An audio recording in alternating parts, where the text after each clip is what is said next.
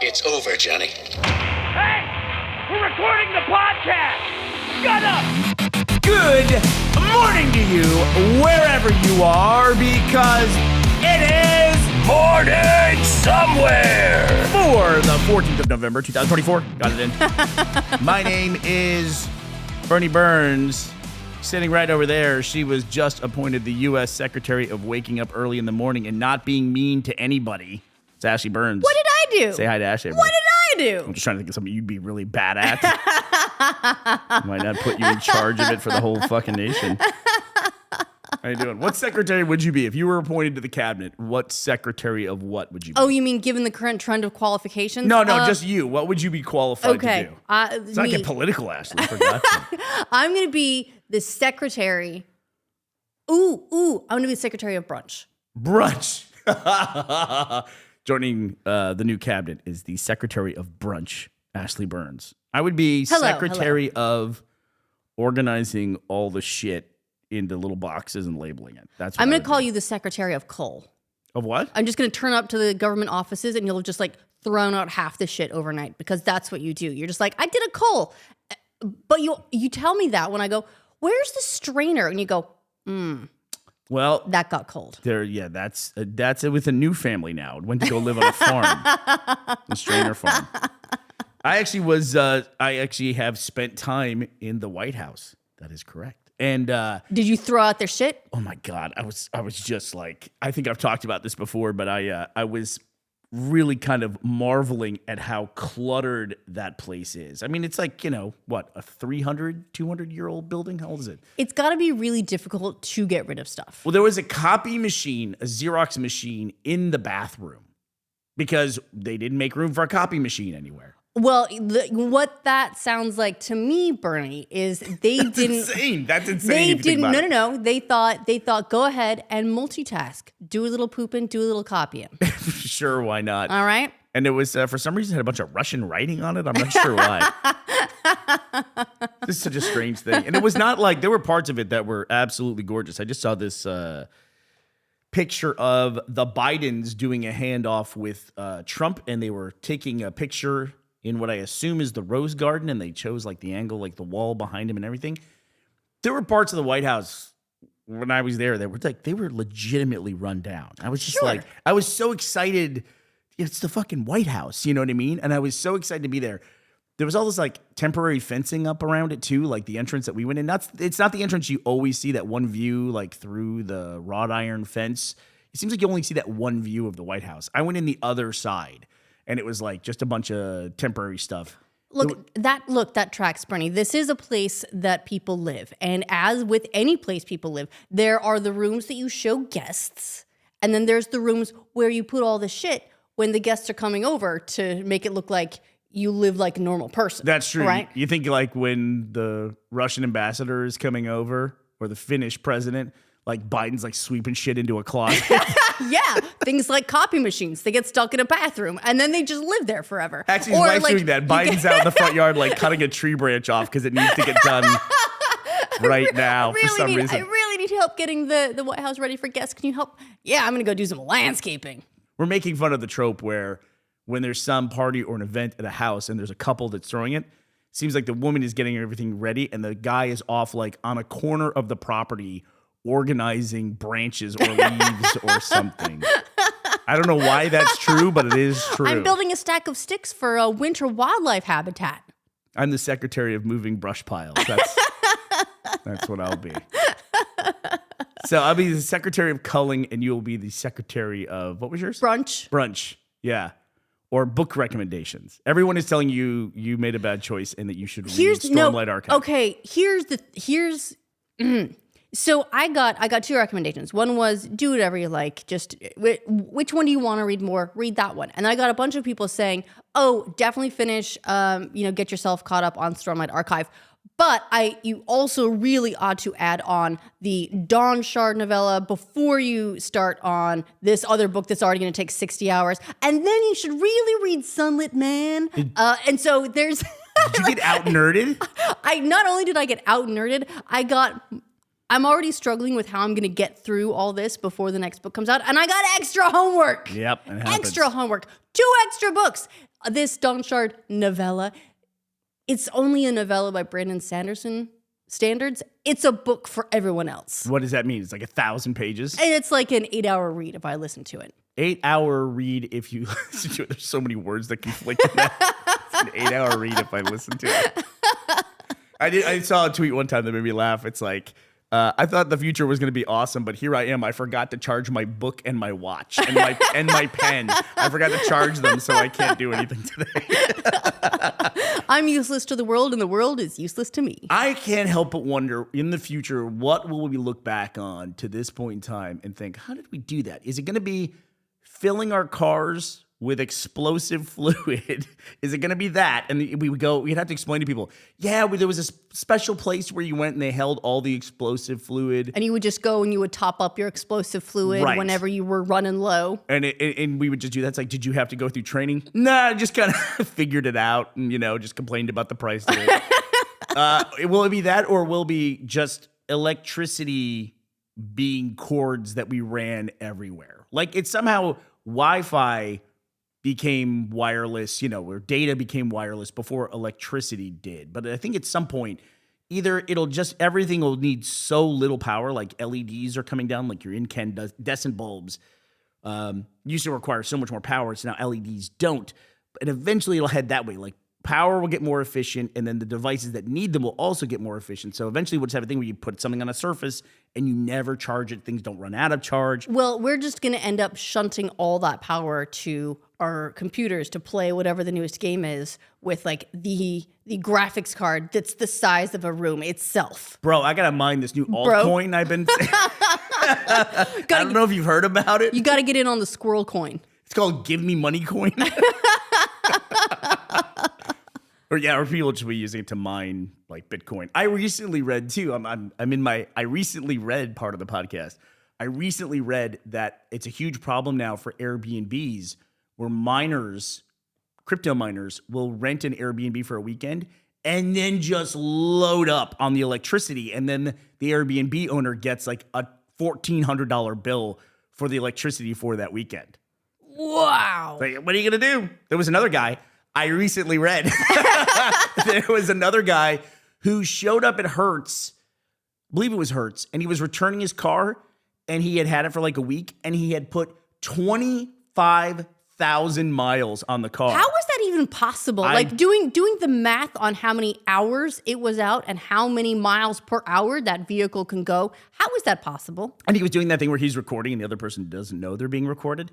And he was arguing about whether it was unlimited miles, because it said unlimited. And the manager was like, this is just... That's not what that means. And the manager was saying things because he doesn't know he's being recorded.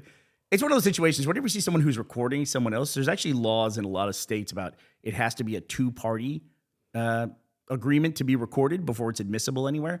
Because when someone turns on a recorder, if they know they're being recorded, they're going to act a lot differently than the other person who doesn't know they're being recorded. You know what I mean? Yeah, I've seen that a lot with, you'll see the occasional video of someone be like, look, my girlfriend is acting insane, or my boyfriend totally freaked out. And they're like recording themselves in the car or something. They've got the camera pointed. And they're like, babe, I don't see what the problem is. And their partner is like flying off the fucking handle. Right. They have had it. And they're just like screaming. The windshield's already broken. Like, there's a milkshake all over the dashboard. But like somehow the recording started right now. Yeah. Right. And they're the most reasonable person in the world. And I don't ever find that fair. Right. And also the ones where everyone looks like a jackass most of the time doesn't make their way online.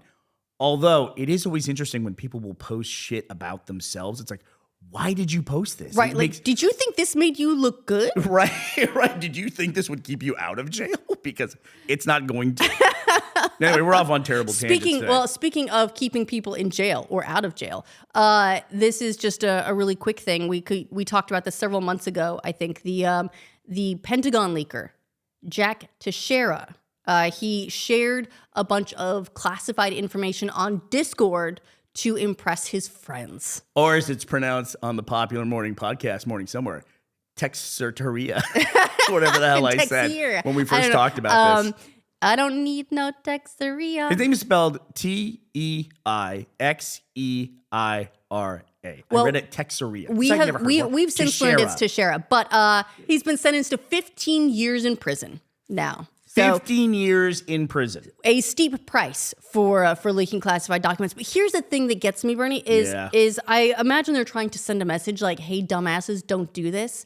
Because what I usually end up hearing is, oh yeah, someone just posted another like fighter jet manual in the War Thunder Discord or whatever it is. Like, I think like that game specifically, I think it's War Thunder, has been like the site of a number of classified leaks because people will post shit to impress their friends and just go ahead and just post up classified info. What is info. War Thunder? It's a game.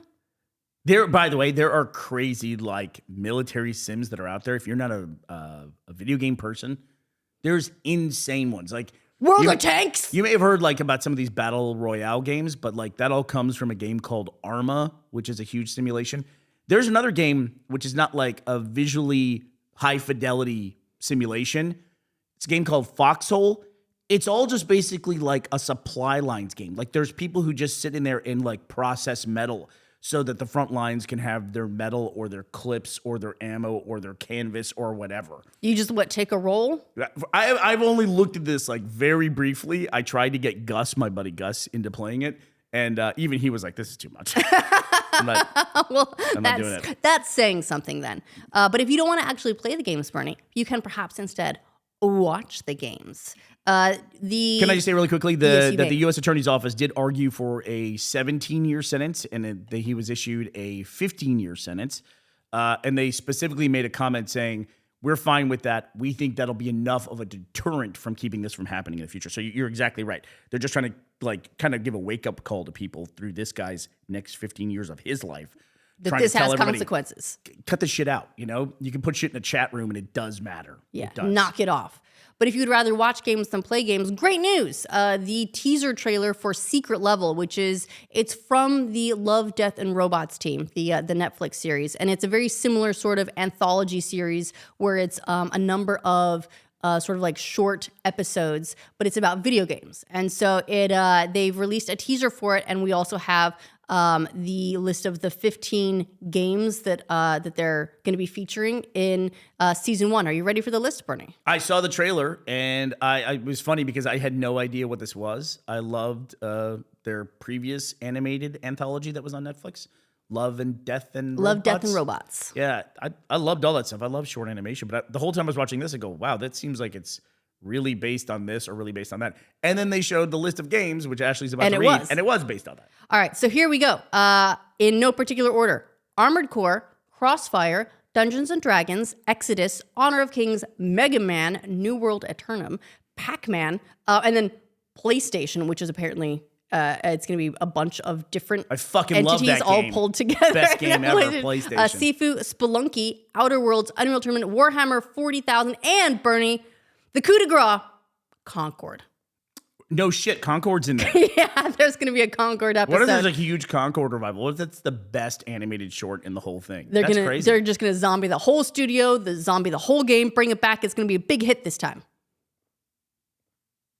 I think it's probably okay to say this. The video game title that the last one that the Rashid Games department made, it had actually been optioned by a major sci-fi director. Really? Uh-huh. Oh. Yeah. That was interesting. So it's like one of those things. You just never know. You just never know. You just never know. The list of games that you just read, I recognized I'm going to say about a third of them. I got Dungeons and Dragons, Pac-Man, Mega Man. Yep. Concord, because we've been talking about it, and then Warhammer. Outer Worlds. Outer Worlds, Unreal Tournament. But I recognize really Mosum, Spelunky, and stuff like that. What I'm saying is those are mainstream-ish. Like a lot of those games I have to recognize, even though I probably actually recognize them closer to 75%. I'm playing devil's advocate here and saying like, this isn't the A-list specifically. This is a list of games that it was probably viable to get the rights to. They might have already been locked up. Like there's no Halo, there's no Call of Duty, there's no Fortnite in there. It might also be that this is able to sort of prove the format for them. There's no Foxhole. And if it does well, then maybe they can get some of those bigger names. But if they can tell good stories with smaller properties, I think everyone wins. What game would you like to have seen in there? Go. Ooh, Ori. Ori's a great one. Man, that'd be a great one. I'm going to say Sea of Thieves because I do think there'd be fun stuff that you could do for Sea of Thieves. And it already got such an incredibly robust aesthetic, meaning it stands up over time. The game has that game's aged absolutely beautifully. Dude, they did like a playthrough of like a demo for Sea of Thieves in, I want to say like 2014. It looked exactly like the game when it came out. It did. I remember we saw the first time I remember seeing this game. It was in almost like an E3, like all like smashed together, like featuring all these games. And we saw a couple frames of it, and that was it. And we were like, "What is that one? Right? What is that?" Yeah. Because all you saw the pirate ship, and you saw it had that sort of like very stylized graphics. And I want that one. I don't know what it is yet, but I want that one. And that's really held up. And an unfortunate thing about it, too, when that game first came out, sorry to take us off on a tangent here, I recently read,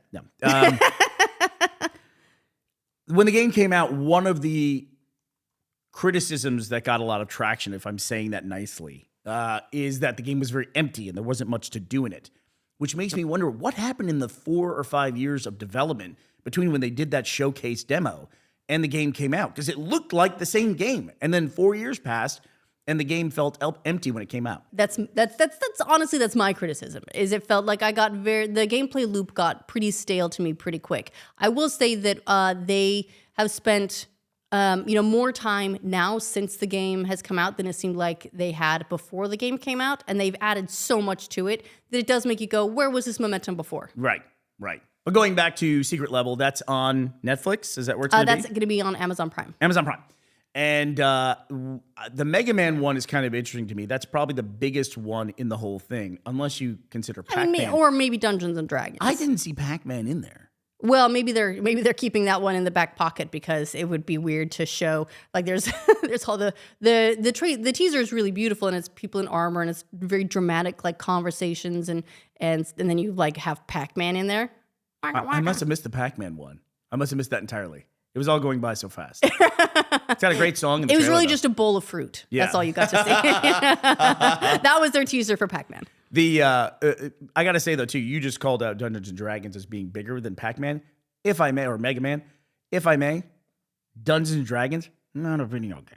It's not. I mean, I guess that's true. There have been several Dungeons and Dragons games, like using that style and using the sort of rule sets and everything. But you are right in that it isn't unlike something, say, like Armored Core. It's not nearly as specific. It's almost like a genre of thing. Right. And it doesn't have nearly as nailed down an aesthetic. So I'm kind of curious to see where they'll go with it. But if there's anything we've learned about Dungeons and Dragons, they can tell pretty much any story they want to.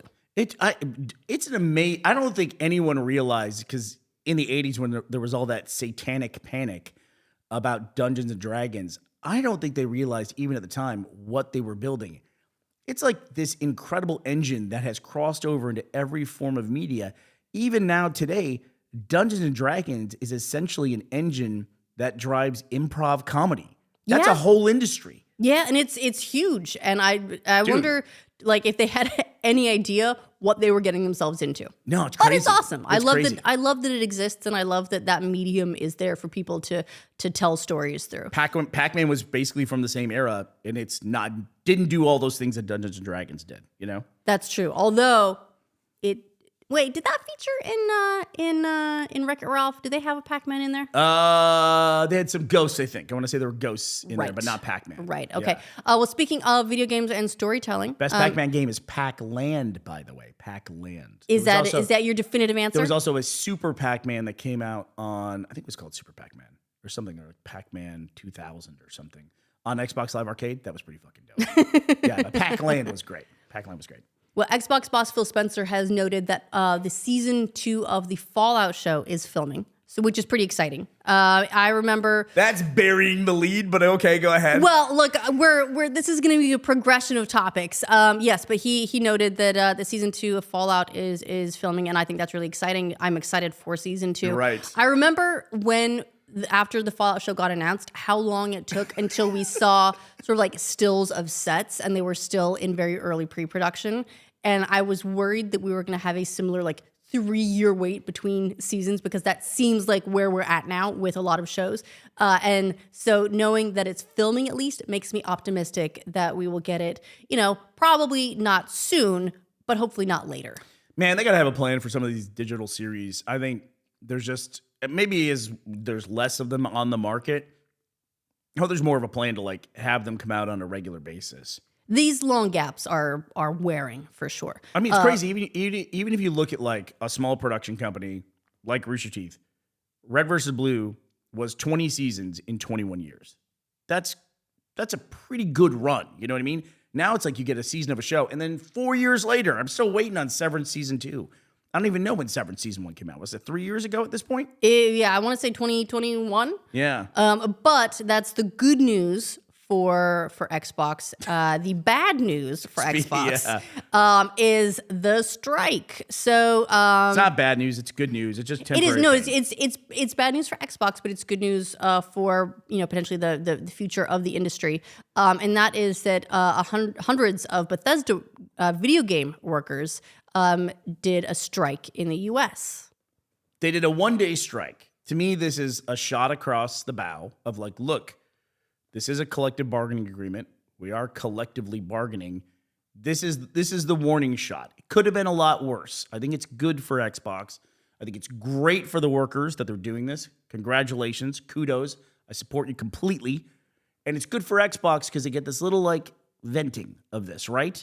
And it doesn't get to be this cataclysm where everything falls apart. I think ultimately this will be a very good thing for Xbox going forward. It's also important to note that Xbox did basically release a statement in response saying that they agree, they're happy, they support the workers who did this, and that they're looking forward to conversations, which is a very different tone than you sometimes get with various industry strikes, where it's oh, well, we're just going to make them homeless until they give up.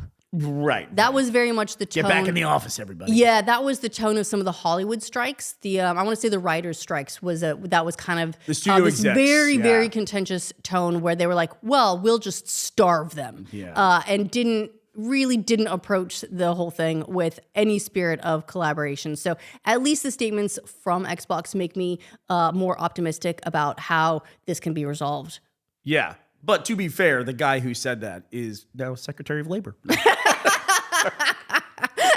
No, but I think you need these releases, and that's good. You know what I mean? You need those this pressure release of things. The motivation for this 1-day strike, though, is that the claim of the union is that Xbox is not doing enough that they said they were going to do. So Xbox responding and saying, we look forward to more conversations about it. This is their warning shot of conversations are not enough. There's things that we want to do. It's about outsourcing and quality assurance, which is basically product testing. Sure. They don't call it that in video games. They call it quality assurance. QA. Yeah. It's a great entry point for a lot of people in the video game industry. And it's tough. It's a lot of people sort of in their own head glamorize what QA would be like. Be oh, I'm going to get to play a bunch of games early. And that's not how it goes at all. You're running into walls for hours at a time. And then you're holding a donut and running into walls for hours at a time to see if maybe that changes something. And so it's a difficult role, but it is critical. And it's served, at least traditionally, as a vector into other roles working in the game industry for people who are into that kind of thing. It's good for the long-term health of the industry to have entry points for people to come in that aren't just coding or coming out of one of these universities that now specializes in video game development. You want other vectors for people to come in. Absolutely. Yeah, and if you outsource that overseas, you're not going to have that vector. And we need to get more people coming in, Burnie, because we may be losing at least one big name from the video game industry in the future, in the not too distant future, and that is EA. Bernie Burns. EA CEO Andrew Wilson is according to the Goss, on the short list for consideration to replace Disney CEO Bob Iger. He's trying to replace himself again. I guess I don't understand how this whole thing works. So he retired, and then they brought in the other Bob Chapek, and then they weren't happy with what he's doing. So then they gave him the boot. They bring Bob Iger back in. So he's back in, and he's trying to replace himself again. Well, luckily, the Disney audience is so measured and doesn't have a crazy extreme amount of brand loyalty, and they'll have no opinions about this whatsoever, I'm sure. How did this even make the trades? Good Lord. But What's the outrage been like for... I mean, I haven't heard much about it yet. I just heard that they're considering him, and I'm sure that EA fans or anti-fans will have as much to say on the matter as Disney fans. Right. Get ready for Disney++. Do you like Mickey Mouse? Pay extra to have Mickey Mouse's ears on it. There'll be a version of Mickey Mouse with no ears. Do you want all the scenes in your movie? Get ready to pay extra. Thank God we'll finally be able to pay $5.99 for Donald Duck to get a goddamn pair of pants.